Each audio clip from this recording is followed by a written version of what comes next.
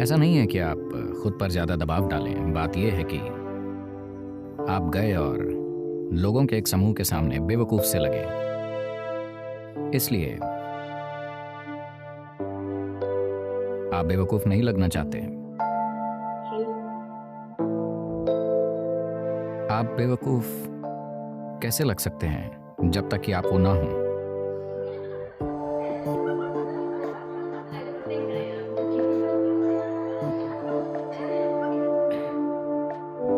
आप खुद को बेवकूफ़ नहीं बना सकते, ना ही आप खुद को बुद्धिमान बना सकते हैं, है ना? आप जैसे हैं वैसे हैं। अब आप जो हैं उससे होशियार बनने की कोशिश में आप खुद को बेवकूफ़ साबित कर देते हैं। अगर लोग ना देख रहे हों तो आमतौर पर आप खुद पर इतने कठोर नहीं होते, है ना? यही बात है।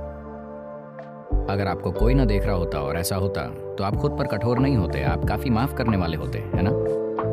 हाँ, 10 लोग आपको देख रहे हैं और अब आपकी बेवकूफ़ी का समाचार पूरी दुनिया में फैलने वाला है।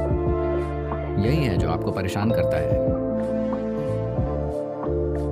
नहीं, आपको अपनी बेवकूफ़ी से चिंतित होना चाहिए, ना कि आपकी बेवकूफ़ी के प्रचार से।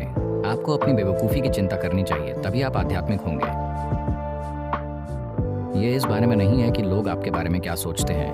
आप जीवन के पहलुओं के साथ बचकाने हैं, यही आपको परेशान करता है। 10 लोगों द्वारा आपको देखा जाना नहीं।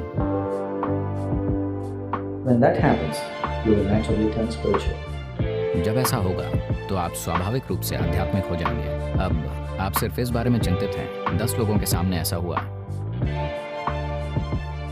मेरे ख्याल से ये अच्छा है, एक पर्दाफाश हो रहा है। अब आप लोगों के बीच क्यों बोल रहे हैं?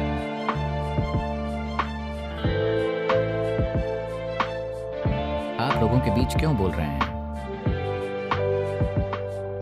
आप लोगों के सामने मत बोलिए, आप बस बोलिए।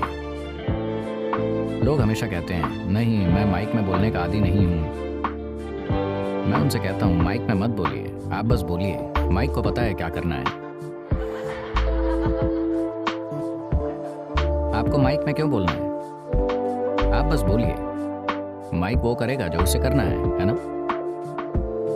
और आप लोगों के सामने क्यों बोलते हैं?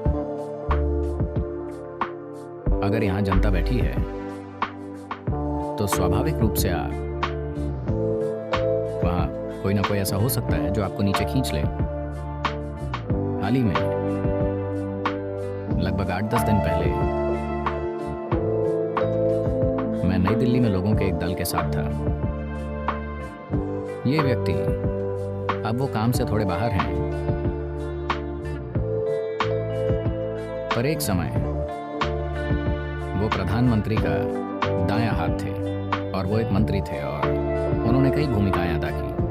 वो दुनिया भर में जा चुके हैं और दुनिया में हर तरह के लोगों से बात की है। हम किसी चीज़ के बारे में बात कर रहे थे और उन्होंने कहा, मुझे इतना पता है, वो देश में कुछ बड़े नेताओं के साथ रह रहे हैं, जैसे कि इंदिरा गांधी। उनके सत्ताकाल के दौरान वो उनके साथ रहे। और उन्होंने कहा, सबसे महान नेता भी जब वो सबसे पहले किसी भीड़ के सामने खड़े होते हैं तो थोड़ी घबराहट होती ही है, उसके बाद वो ठीक हो जाते हैं। मैंने कहा, ये घबराहट आपको हो रही है क्योंकि आप कहते हैं कि वो आपका एक भाग है, पर यह सच नहीं है, इसीलिए आपके साथ ये हो रहा है। अगर आपने सच में देखा होता कि ये सब आपका एक भाग है तो आप खुद से ही बात कर रहे होते।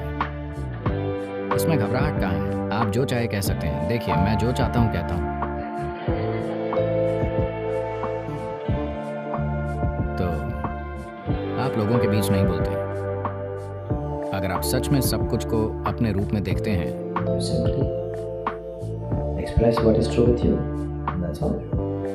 तो आप बस वही व्यक्त करेंगे जो आपके साथ सही है। बस आप गड़बड़ी क्यों करेंगे और फिर खुद को परेशान करेंगे? उन्हें आपको परेशान करने का सुख लेने दीजिए। अगर आप बिना सोचे बोल रहे हैं तो उन्हें आपको परेशान करने का सुख मिलेगा। आपको ऐसा क्यों करना है? ये उनका काम है।